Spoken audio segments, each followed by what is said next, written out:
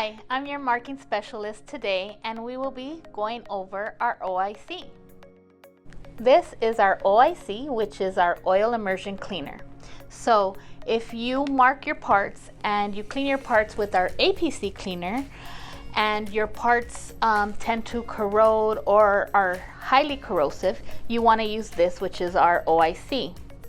This contains no hazardous chemicals or components, and this is an oil-based cleaner. So after you clean your parts with the APC, you could either dip your parts in the oil, or you can get a wick like this, put your oil on the wick, and then just go and oil your parts so that way it prevents any corrosion.